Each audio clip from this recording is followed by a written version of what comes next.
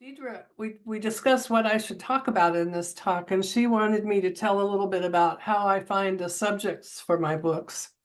So as you may have noticed, I'm an Oz fan, so that's why I use this title, My Yellow Brick Road to Liberty. Here's a picture from St. Louis of my mother when she was about 2 years old, and her uncle, who was 9 years older than she was. And when Gordon was our family's first Oz fan. He loved the Oz books, and I still have some of his Oz books. When he went off to New York to be a musician, he left his Oz books for my mother. And there she is at an age when she started reading Oz books. And she got more Oz books, and these came down to me too. So I was the family's third generation Oz fan, but I was the absolute first Oz nut. Okay. I mean, they pale. Nobody is as big an Oz fan in my family as I am. A lot of people don't know that L. Frank Baum wrote 14 Oz books in the series. And this book, which is the third one in the series, is my favorite. And it may surprise you to learn also that after the first book, Oz is a matriarchy. They get the wizard gone out of there. Oz becomes a matriarchy that is ruled by women. My mother grew up to be a writer under her married name, Jean Shirley, and for her day job, she worked in public relations. I became a librarian and later the director of a small public library in South Florida. And when mother retired from her job in St. Louis, she moved to Florida to live near me. So for the first time in many years, we lived in the same town. And mother had decided that we were going to write books together. So here we are about 1992, holding up our first two books. These are middle grade biographies. Our first one was Frances Hodgson Burnett about the author of The Secret Garden. And our second one, which was a real labor of love for us, was L. Frank Baum. So it was while we were doing research for L. Frank Baum that we became aware of his mother-in-law, Matilda Joslyn Gage, and that she had been a famous leader in the early women's rights movement. So the idea of Matilda stuck in my mind for decades, and in 2010, I decided to write a book about her. Matilda herself gave me the title, Born Criminal. One evening in 1893, she was home alone in Fayetteville, New York, when a deputy sheriff knocked on her door, and he had come to arrest her. Later, she said, all the crimes of which I was not guilty rushed through my mind, but I failed to remember that I was a born criminal, a woman. Her crime was registering to vote, and she was found guilty as charged. Matilda was born in 1826 in Cicero, New York, near Syracuse, a year after the Erie Canal opened. So the canal brought prosperity to the area and a lot of new settlers too. But they lived peacefully with the local Indians, the Native Americans, the Haudenosaunee Indians. And I mean, it was quite a mixture of societies. The newspaper reported on activities in both societies. And Matilda went to fairs that the Indians put on and became really interested in their form of democracy in which women had rights equal to those of men, unlike in the European white society. This is Matilda's father. Their family home near Syracuse was a stop on the Underground Railroad. Her mother taught her to love history, and her father was a doctor. Matilda became his physician's assistant when she was a teenager. And he was very liberal. He believed in temperance, abolition, women's rights, and even children's rights, which was very unusual for the time. He always taught Matilda to question authority, not to accept what was told until she could prove it for herself. Well, one of the first times she didn't accept it was when she learned in church that Eve had brought sin to the world, and that meant that all women were responsible for sin in the world, and that women were the source of all evil. From that time on, Matilda believed in the separation of church and state. But it was that kind of an argument that was given the reason why women had so few rights. They were barred from higher education. They were barred from most professions. Even women who needed to work were not allowed. They could not vote, speak in public, serve on juries, or testify in court. Married women could not own property or sign contracts, and any money they earned or inherited belonged to their husbands, who could beat them, starve them, rape them, or lock them up in insane asylums or jails, or turn them out with nothing. If a marriage ended, the husband always got the kids. But if a single woman owned land, because a married woman couldn't, but if a single woman owned land, she had to pay taxes on it. So Matilda thought that was really unfair. And she had a personal experience with these restrictions when she tried to become a doctor like her father, and no medical school would admit her because she was a woman. So instead, she married a storekeeper, Henry Hill Gage, who was a political liberal like herself. And this is the very outfit that she wore to her first women's rights convention in Syracuse in 1852. She took her 6-year-old daughter, Helen, with her, her oldest child. A young activist named Lucy Stone, here shown wearing reform clothes, or I'm sorry, reform dress, they called it, or bloomers, some people called it, opened the meeting. And that was a style that some women's rights activists had adopted at the time. Matilda knew nothing about convention format, but she had prepared a speech. And when the time seemed right, she took her daughter by the hand and approached the podium, and she was just trembling when she did it. At that time, Lucretia Mott, who was a lovely Quaker activist, was presiding. She recognized how nervous Matilda was, and she welcomed her to the podium and encouraged her to speak. And in a very soft voice, Matilda delivered a speech that caused an absolute sensation. Instead of telling what women might do someday if they got rights to do anything, she told what women had already accomplished, what some famous women had already accomplished. Lucretia Mott moved that the speech should be published, and Matilda's career as a women's rights leader was launched. This convention was also the first women's rights convention for Susan B. Anthony, a former teacher who happened to have a booming voice. And after Matilda spoke in her little soft voice, Anthony moved that no woman should be allowed to speak at the convention unless her voice could fill the house. But she was voted down because most of these women had never been to a convention before, and it was very unusual for a woman to speak in public at this time at all, and they really didn't know how to do it. So she got voted down.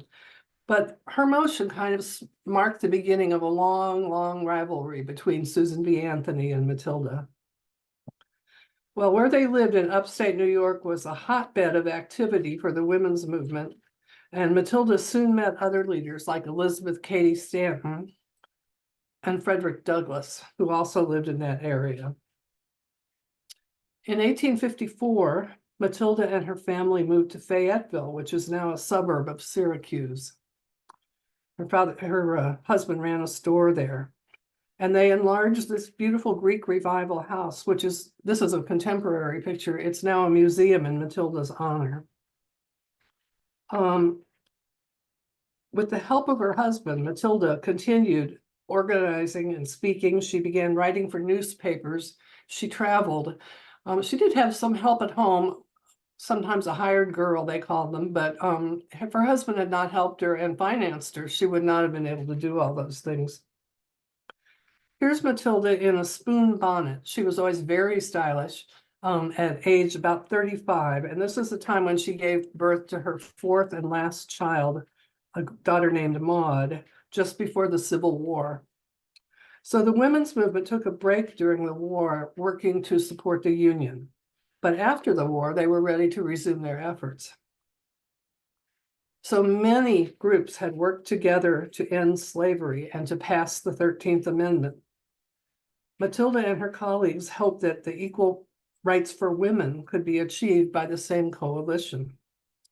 But with the passage of the 14th Amendment, which was the first time voters were defined as males, they became disappointed. And the 15th Amendment didn't correct it. It could have said women or people could not be denied voting rights regardless of sex, but it didn't. So in 1869, the women's movement split in two over this issue. The more radical members like Elizabeth Cady Stanton, Susan B. Anthony, and Matilda wanted an equal rights amendment right then that would include equal rights for women. And think about how long it took them to get that. But they wanted that, and they formed the National Women's Suffrage Association. And Lucy Stone, the one who was wearing bloomers in that earlier picture, formed the more conservative American Women's Suffrage Association. They believed that getting a vote for Black men was a step forward, but they did not believe, as Matilda believed, in public demonstrations. So they were much more conservative.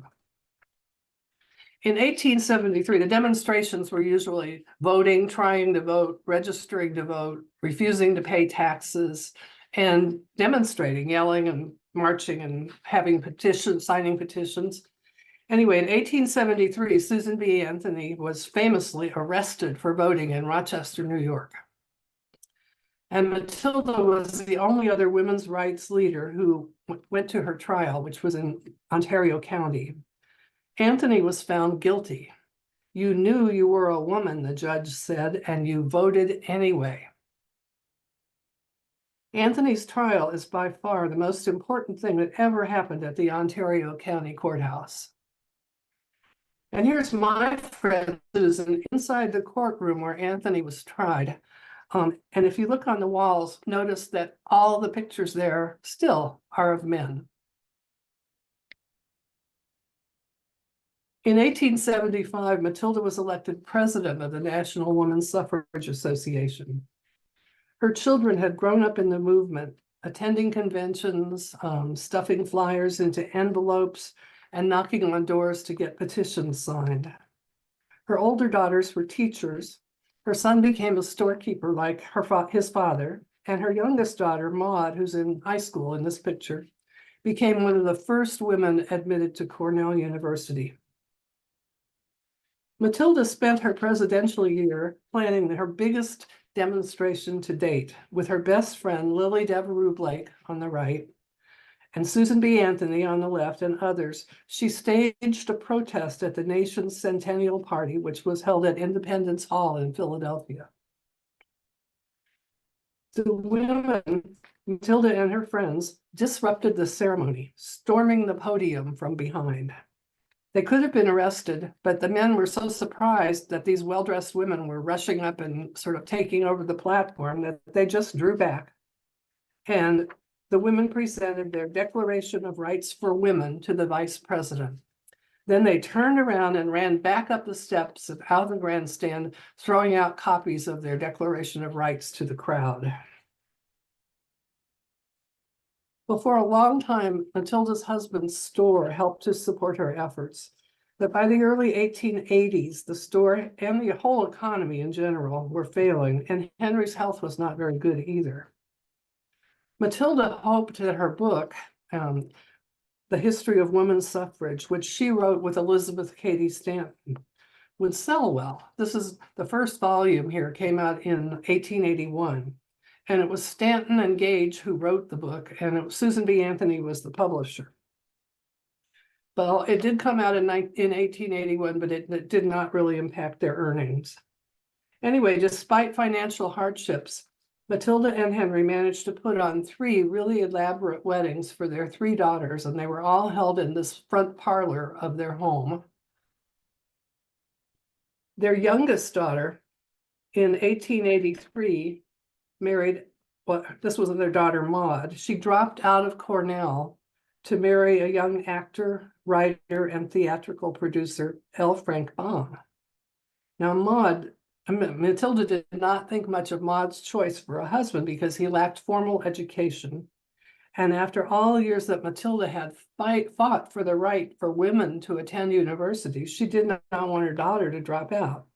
But Maud was just as strong-minded as her mother, and finally her mother gave in and let her have a big wedding at home. And eventually Frank won Matilda over. He was a very charming fellow. Matilda was a widow by the time she led her next big protest in 1886 at the dedication of the Statue of Liberty. So why would anyone protest a beautiful statue like this? Well, women's rights activists thought it was wrong for liberty to be portrayed as a woman when women could not even vote in the United States. The New York State Women's Suffrage Association applied to speak on behalf of women at the dedication ceremony, but the answer was no. So the association applied to sail in the naval parade, and that request was granted. However, at kind of a late date, the only boat they could find was a double-decker cattle barge. When you look at this picture, take a deep breath and imagine how it smelled. So the captain promised that he would have the boat scoured before they used it, but he did not. But, you know, Matilda had a cow in Fayetteville and she wasn't put off by anything. So about 200 women and some men too boarded the boat anyway and sailed out to the Statue of Liberty, yelling slogans and waving signs. In 1888, Matilda helped to organize an international meeting in Washington, D.C. This is the only picture I have of the three of them together. Susan B. and the arrows down at the bottom show Susan B. Anthony on the left, Elizabeth Cady Stanton in the middle, and Matilda on the right. It was at this meeting where Matilda realized that Susan B. Anthony was ready to make a deal with anybody who would support women's suffrage, even if she didn't agree with their other ideas. So this would include the Women's Christian Temperance Union. It was a huge organization, much bigger than the National, and it was a very religious, right-wing religious organization. They wanted God in the Constitution and Jesus in the public schools. Well, of course, Matilda, who wanted separation of church and state, could not agree to make deals with these women, and she didn't approve of it that Anthony did it herself.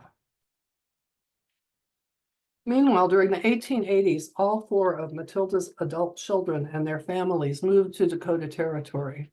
Kind of Western fever took over. There were boom towns in Dakota, especially Aberdeen, where railroad lines met. And as things were really hard in New York State, so one by one, her children and their families moved to Dakota Territory. And Matilda visited them at first and campaigned for women's rights across the territory. And then when Maud and Frank were the last two to move out there, she began living with them.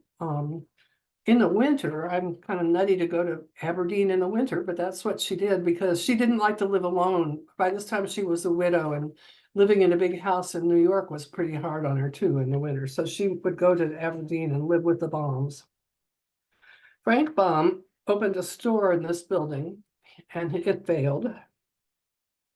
And then he bought a newspaper, and that failed too. So from Aberdeen, Matilda could not afford to go to conventions.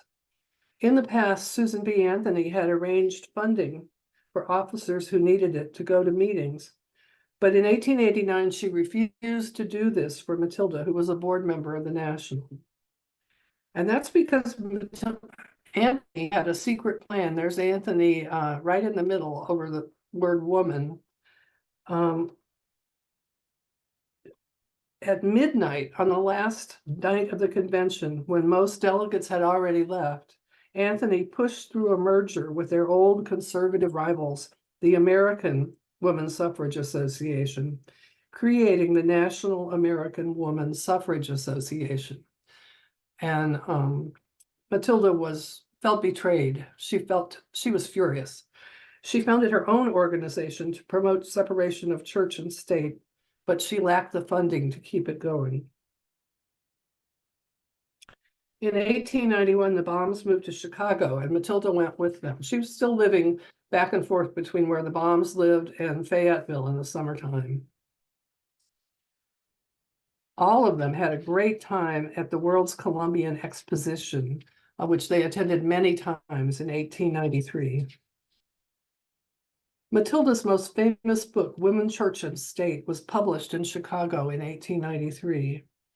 This history told how religion and government had oppressed women for centuries. One example Matilda cited was the state of Delaware, where in 1893, the year this book came out, the legal age of consent for sexual activity was 7 years old. Matilda raged that a 7-year-old girl could not possibly consent to an act, and this is a quote, of which she knows neither the name or the consequences. Matilda said that this Delaware consent law was passed just to allow villains to assault baby victims. Woman, Church, and State is a very powerful work, and it's still being studied and admired. Matilda donated a copy of it, as she had with her other books, to a school library in Fayetteville.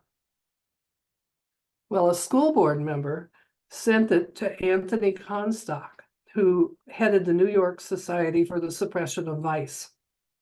And Comstock condemned what he called tales of lust and threatened to bring suit against anyone who put it in schools. He didn't care about 7-year-olds getting raped. He just didn't want people reading about it. And Matilda, as she always was thrilled by opposition. Anytime anybody opposed her, it just made her stronger and more determined. By the time they lived in Chicago, the Baums had 4 sons, and Matilda loved the stories that Frank told his sons. And she was always trying to think of a way for them to make, for all of them to make money. So she thought that L. Frank Baum should write down some of his stories and send them to a publisher. She was very proud when his first children's book came out in 1897. And I think it's fun to think of the two of them writing under the same roof. And he's writing fairy tales, and she's writing attacks on organized religion. Matilda died in Chicago in 1898, 2 years before the first Oz book came out, but her influence can be felt throughout the series. Sad to say, after Matilda died, Susan B. Anthony and Elizabeth Cady Stanton deliberately wrote her out of history. And if you want to know how they did it or why, you're going to have to read Born Criminal. So I did the research for this book by reading a lot of Matilda's original writing. She had this newspaper, the National Citizen and Ballot Box, and her wonderful history of the women's movement and Women, Church, and State. A lot to read. I also went to the Library of Congress, where I saw her scrapbook, which had hundreds of articles that she had clipped and saved about women's rights in many countries, and pasted it into an old ledger book. You can see on the pages where it was once a ledger. And it was fun because in this book, sometimes she underlined things or wrote, "Oh no," or something like that in the margins of the articles. I was able to read her letters on microfilm, which I borrowed through interlibrary loan. And this job took months. They weren't easy to read. On the right is a letter she printed for her granddaughter, so that one I could read. In the middle is a more typical letter to her son, written when she was in 1876 in Philadelphia. It says, "I want you to bring my revolver and cartridges." And that was because the city was in debate over whether the World's Fair being held there at the time should be open on Sunday. Religious leaders said no, but people like Matilda knew that Sunday was the only day that working people had off and the only day they could attend the fair. Anyway, Clarkson did go to Philadelphia. We don't know if he took the gun, but we do know Matilda didn't shoot anybody. While I was doing this research, I was taking notes, hundreds, over more than 300 pages of notes, I would say, in chronological order. That's how I do it.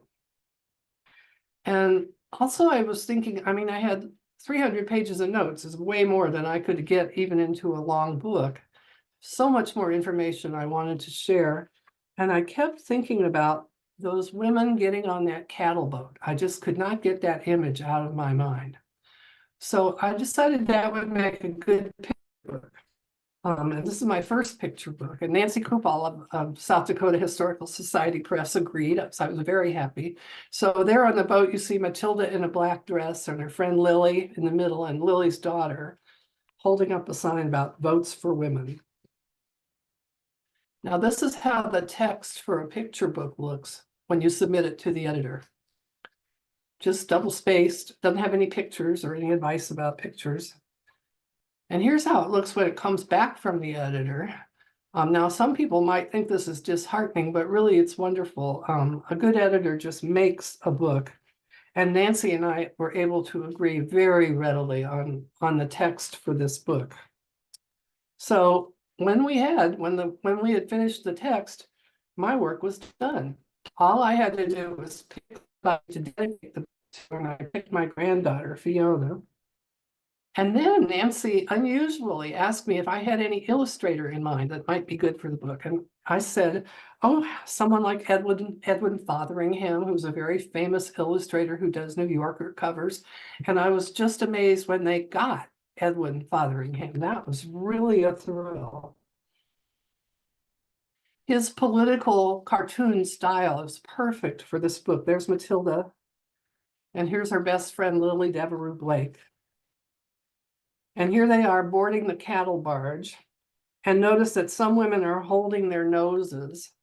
And I love it that on the left side of the picture, a cow is departing the barge. And that was such a nice surprise. He put in wonderful things in there that I hadn't even thought of. Well, they sailed out toward the Statue of Liberty, yelling their slogans, and some people applauded, and other people yelled back things that you could not put in a children's book. They were happy because the next day, their protest was featured on the front page of the New York Times. So they considered that demonstration a success. My next book, which is coming out in July, I think, is a picture book biography of Frances Hodgson Burnett, the one I wrote a middle grade biography of. This one's a picture book. And in 2025, I will have a young adult biography about the Grimke sisters, who were Angelina and Sarah Grimke. They were heroes to Matilda. They were a generation older than she was, born around 1800 to a wealthy family in Charleston, South Carolina. Their father enslaved 300 men, women, and children. And they were very wealthy. The Grimkes were very wealthy because of this. Of 11 children, only these two sisters objected to slavery, and they really objected. They moved to Philadelphia. They became Quakers, then abolitionists, and then some of the first women ever to speak in public. This is the title I submitted under, but I'm sorry to tell you the author doesn't get to choose either the illustrator or the title. So as you see, they were not the prettiest women in the world. So the publisher decided to pull back a little and not show their faces so close up. And we're still discussing the title. My contract says I have a right to give input about the title, but I don't get to pick the title. So I'm not too thrilled with this title, but of course it has got my name spelled right there on the cover. This is the most recent book I published. It's an anthology of essays about the characters of Oz. Various Oz people, writers, picked their favorite characters and wrote essays about them. I wrote about the Gnome King, who's the main villain in Oz. It's not the witch, it's not the Wicked Witch of the West, but the Gnome King appears in several Oz books, and I always liked him because he was so bad. The characters of Oz is going to be the subject of a convention next fall at the University of North Carolina in Charlotte, and that's why it's called Charlaz. I'm going to leave you with some websites where you can find more information. If you go to ozclub.org, you can find out information about Charlaz and a lot of other things. Our magazine, The Bomb Bugle. The Matilda Joslyn Gage Foundation has a wonderful website, matildajoslyn.gage.org, has a lot of information on it. And my website, angelicacarpenter.com, which I just realized yesterday I need to update, has craft projects for the Statue of Liberty that were designed by my Oz friend, Dave Kelleher. So I like to end in Women's History Month, and really all the time, we need to fight on and to remember Matilda's words that woman's cause is the world's cause. So thank you very much. And Deidre, come back. I'm here. Oh, that was wonderful, Angelica. Thank you so much. I know we already have questions in the chat. So I was going to say, do you want to just stop sharing screen? And look, you did it. Yes, so please, if you have questions, please put them in the chat. And I know we have some already because Ashley was thinking about questions as we went along. So Ashley gets to be first. So she wants to know if Matilda had any overlap with Ralph Waldo Emerson and the Transcendentalist movement. She calls it the Transcendental Environment. I mean, she was certainly aware of him, I would think. She was very well read. She read so many newspapers, but I don't have any memory of her talking about him. Well, perhaps that is something that's in the archives somewhere. And good luck, Ashley. I think the Grimke sisters did know Ralph Waldo Emerson, but I don't think Matilda did. Fascinating. And then Ashley has a second question. She's writing her own book on Matilda and just signed a contract with Rootstock Publishing to have her first art and poetry book published featuring a poem about Matilda, which is at the center in Fayetteville. So congratulations. Congratulations, Ashley. Yeah. That's wonderful. More work on Matilda. There can't be enough. That's right. Okay, and Sharon says she cannot wait to see the Burnett book. Good. I can't either. And your Fiona is a beauty. Oh, thank you. All right.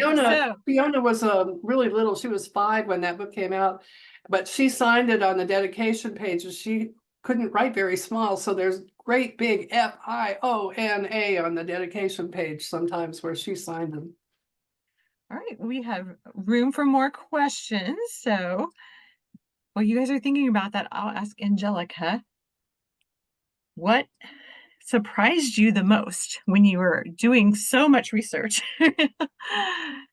about Matilda? Was there something that just like completely took you off guard that you found in her records?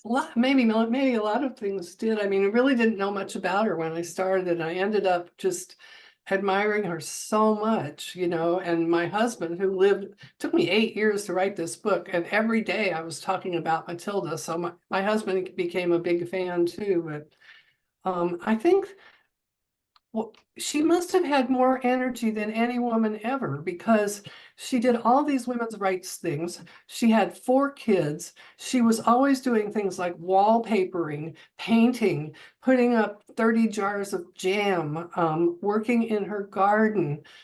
I mean, really and truly, I don't know how she did that. And writing, she wrote thousands of letters, thousands and thousands. I don't know how she did that. So that was surprising to me. And I just loved it that opposition made her feel stronger. I wish I could be like that too. So far, I'm not.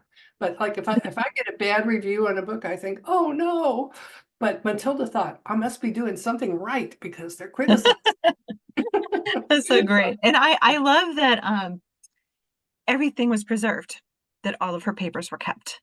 Well, not all. Do you have a sense? Not all. Okay, so some were not kept. Most of the letters that I read were to her son, because his daughter, who was named Matilda, saved them and eventually donated them to a library. But it makes it look like she only ever wrote to her son. It's just that those are the letters that are preserved. Were saved. Yeah. Oh. Okay, we've got a lineup of great questions here. So first, Scott Cummings wants to know, did Anthony Comstock's opposition to women church in the state provide any beneficial publicity for Matilda and for that book? Well, it made her happy. I don't know if it sold any books. She thought the only thing that could be better than Anthony Comstock opposing it would be that the Catholic Church would take out after it too. So it made her happy, but I'm not sure. I mean, none of her books really sold enough to give her money. I think many an author might say that today as well. All right. And I think we've had some consternation about these things going on in Delaware that Matilda reported about. So when did that law for age of consent being 7 in Delaware get changed? Any ideas? No, sorry, I don't remember. Maybe I knew once, but let's hope that it happened a long time Delaware ago. Either. It was other states too, where like the age was 9 or 11. I mean, Delaware was the worst I could find, but it was quite shocking. Let's hope that happened a long time ago and not more recently. Okay, and then Ashley's reading Born Criminal right now, and she's also doing an overlap of Matilda's life with Oz theme. So you two need to get together. And she said that she heard that Susan B. Anthony destroyed Matilda's letters to try to take credit for the movement after Matilda died.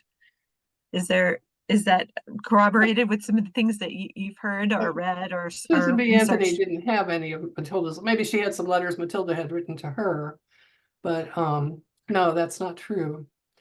They did more like just leaving her out, even when she was still alive, and the three of them had been working on the history of women's suffrage together. Sometimes Stanton and Anthony would give interviews as if they were the only two authors and just conveniently forget to invite Matilda or to mention her name. It was more subtle than burning her letters. I think we call that ghosting today. Or they basically canceled her because Right. how many of you know Elizabeth Cady Stanton and Susan B. Anthony and didn't hear of Matilda Joslyn Gage at all? I mean, I did a master's in a women's history program at the University of Wisconsin-Madison and never heard of Matilda Joslyn Gage until Angelica's book. And people tell me that I have absolutely ruined their ideas about Susan B. Anthony. Well, I still admire her. I still think she did a wonderful thing for our country and for women, but she wasn't perfect. Neither was Matilda perfect, but Matilda was a lot more perfect than Susan B. Anthony. Anthony was really pretty much a star. She wanted to be the star, and she liked the publicity, and she went for it. Matilda cared much more about her message. What message are we trying to get across, and not so much about personal glory. Also, Matilda, well, this surprised me. Matilda wanted votes and equal rights for absolutely everybody, all colors, religions, whatever. And Anthony and Stanton did not. And when they got mad about the Black men getting the vote, they called Black men Sambos, and they called immigrants names, and they made fun of people who were less well educated than they were. Matilda never did that. She never stooped to that, but Stanton and Anthony did. Wow. Okay, so Catherine has been busy putting all kinds of links in the chat. So if you didn't get the link that Angelica put up on her screen share, they are all in the chat. So also for her 2 books that she did with South Dakota Historical Society Press, Born Criminal and Voice of Liberty, they're both in the chat. So I would love to hear, and I bet other people would too. What are some of the ways, palpable, tangible ways maybe, that we could see Matilda influencing Oz and the Oz stories? Well, as I said, Oz is a matriarchy. It's ruled by a fairy princess, Ozma, and her main advisor is a sorceress named Glinda. And of course, Dorothy is a heroine from the first book. Dorothy is the most important child in the series. So I don't know, it's fun. I guess the second book, the Marvelous Land of Oz, has the most direct effect of Matilda that you can see in this book.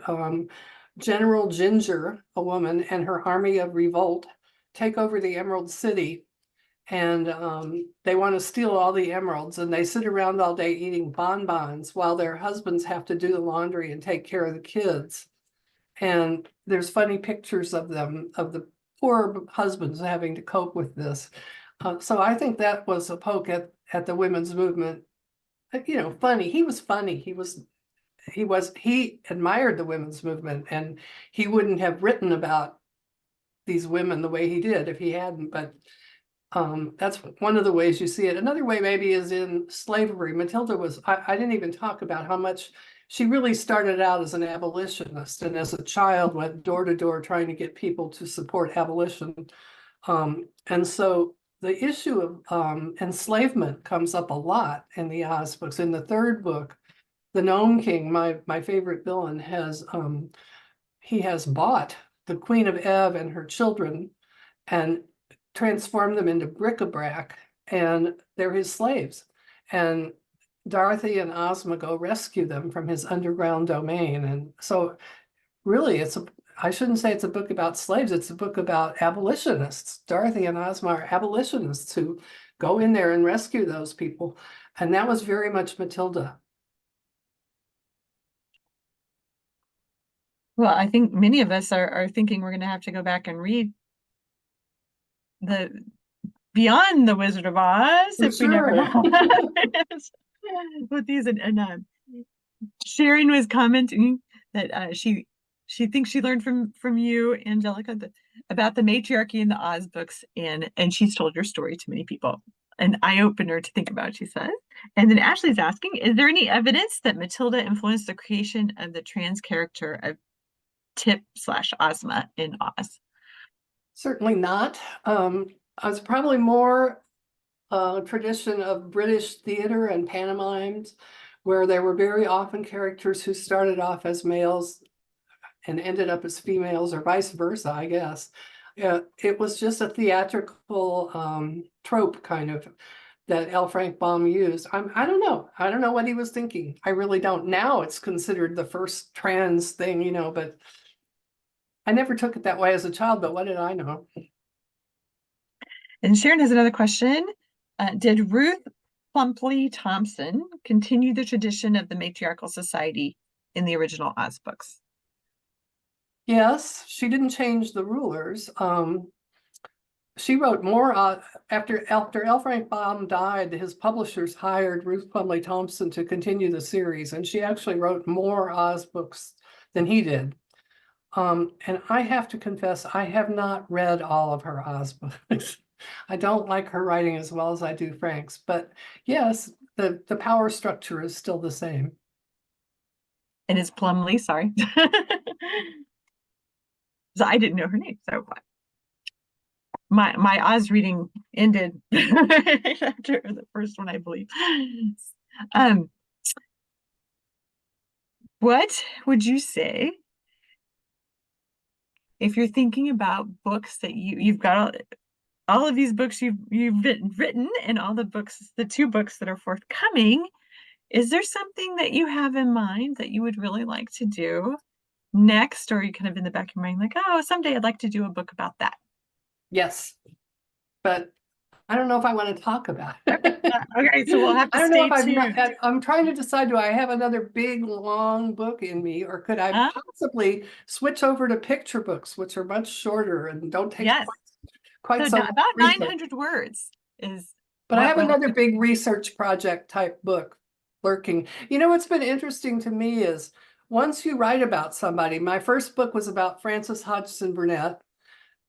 I published another book about her that was based on a conference I put on about Frances Hodgson Burnett. And now here comes my third book about Frances Hodgson Burnett, a picture book. Same way with L. Frank Baum, that was our second book. And then I wrote about Matilda, his mother-in-law, and I'm always writing for the Oz Club and our publication called the Baum Bugle.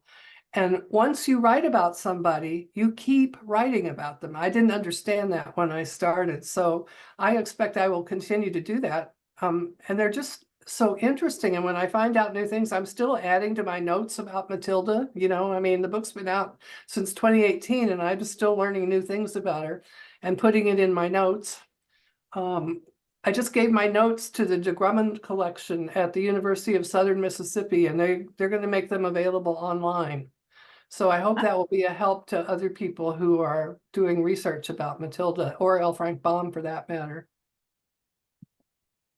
Wow. So I can see that, especially with biography, that you almost become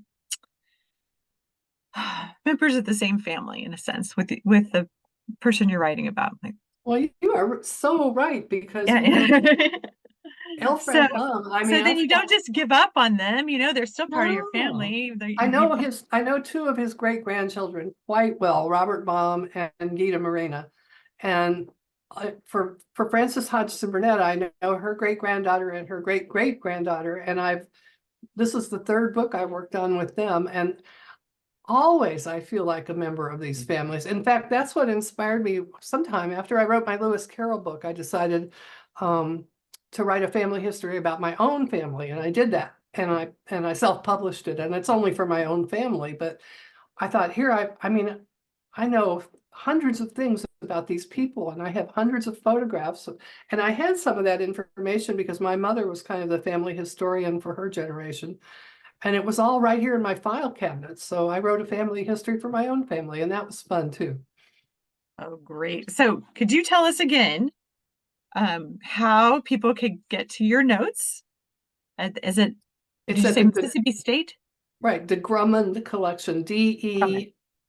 Grummond, Grummond. I don't know that they have them up yet. I just gave them to them like a And week or two ago. do they have a literary They have a collection? children's that literature focus? collection there, Ah, okay. and they have an online presence. And if you just Google the Grummond collection, you can talk to the curator, and I'll warn her that it's really interesting, especially I'd say for Frances Hodgson Burnett, especially because my notes are there, and my books are there, and things that I've accumulated while I wrote all these books, my papers are there. I get requests from all over Europe for sure about Frances Hodgson Burnett. And it's fun. So if people want to know more, also you can contact me through my website. Which is on the chat. Yeah. Catherine put it on there. Although I looked at it yesterday, you can just email me. Here, Catherine, can you put my email up? It's angelica@mail.fresnostate.edu. Because I tried that link on my website yesterday, it didn't work. So that's why I'm trying to get my website updated. It's amazing how fast those things things change on those websites. Right. Okay. And okay, so we've got two questions about where are your notes from Matilda? Your Matilda research, are they going to Mississippi State too, or? Yeah, that's where I wrote to the new curator. I can't think of her name right now. Sorry, but I asked her, I said, I'm getting ready to send you some stuff, and I have a physical copy of my notes, like in a notebook, 300 pages of notes for Matilda. But I also, here it is, electronically, and I think that would be more convenient for people to use. Oh yeah, So she digitized, said, yeah. yes, she agreed with me. She thought that would be more convenient for people to use. Okay, and I'm guessing Sharon is, are you at Fresno State, Sharon? She said, why doesn't Fresno State have your papers with 4 question marks? Well, why doesn't, because before I ever went to work at Fresno State, the Grumman collection asked me if I donate their papers to them. And then when I went to Fresno State and I was at the Arnie Nixon Center collecting the papers of authors and illustrators, I asked my friend Ellen Ruffin, who was the curator at the Grumman then, if she'd give my papers back. And she said, "Are you kidding?" No, she Yeah, would it not doesn't give work my that way. papers back. It's, yeah, first come, first serve, right? Right. Well, so this is a great step forward in technology to have all of these things digitized and available on the internet. What a difference that makes. Okay, last call for questions here. Okay, yes, we've got the Thanks to Catherine. about We've it, got the link in there for the library at Mississippi State. That's in there. So thank you, Catherine. Catherine's a whiz at putting in these links. What were we going to say, Angelica? On the one hand, people can read my notes online, or they will be able to soon. On the other hand, think about it, how those letters Matilda wrote, there aren't going to be any more like that. You know, I mean, authors aren't writing letters like that anymore. So everything's changing, you know. Mm-hmm.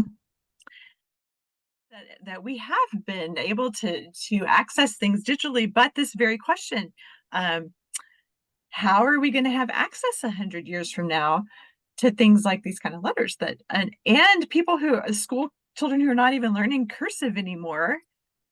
Well, they are in California. They just passed a law. I didn't know that. That's good.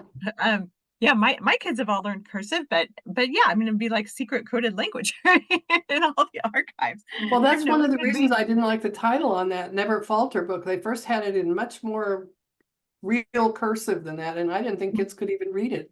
But then they changed it so it looked more like print. And we are so fortunate that there are people like Matilda who wrote a lot of things out. Too bad so many of her letters, and like I think for many, many women, the letters just weren't kept. For men too, but I think yeah, so we don't always get the full picture that we'd like to have. And so we have to fill in the gaps with as many sources as you can, and that's where good historians like Angelica come in. So if you haven't read Born Criminal or The Voice of Liberty, which is a really wonderful children's book, and I loaned my Born Criminal to somebody and they haven't given it back, and I didn't realize that until I was trying to find it today. I'm like, oh wait. So they're both really wonderful books. And thank you again, Angelica, for joining us, and to all of you for spending your evening with us. It's been such a wonderful way to celebrate Women's History Month for an hour.